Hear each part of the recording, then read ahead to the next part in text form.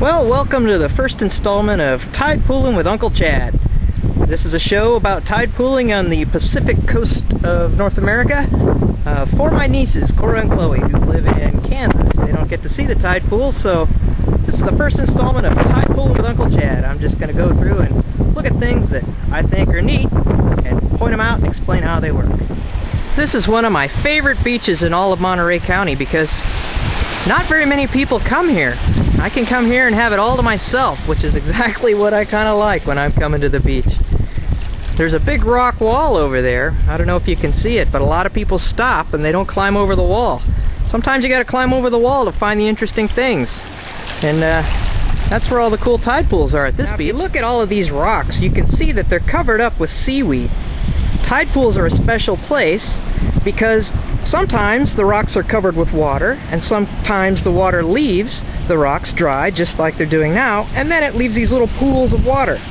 All these little pools of water around me are called tide pools.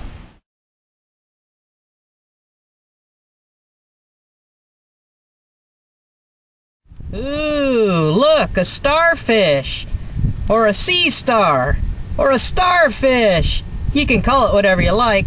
This one's hiding underneath a rock, waiting for the tide to come back in. And then he'll start crawling around trying to catch and eat snails. In this little tide pool, you can see there are lots of little black snails. Snails are climbing around on the rock and they're eating algae or seaweed. There are also some hermit crabs in this tide pool. And way down here, you can see two sea anemones. They look sort of like flowers. Oh, I just had to stop and look at this. That orange thing on the right is a sponge. It's related to the sponges that you use in the bathtub. Except this one's orange and it lives on a rock. It's not a big yellow thing that you have in the tub. And on the left, that's another sea anemone. All tucked in because the water's gone. Look at these little snail shells. These snail shells don't have snails in them anymore, but they've got crabs living inside there. They're called hermit crabs. Oh, look, you can see one poking out. That little hermit crab's looking like he's going to come out. Hermit crabs wander around like a herd of cows. They wander through the tide pools. Oh, he's tucked back in his shell because he's trying to hide. Ew, look, a sea snail. This is a sea snail, a slug. This is a really good find. I don't usually find these, so it's kind of a real treat.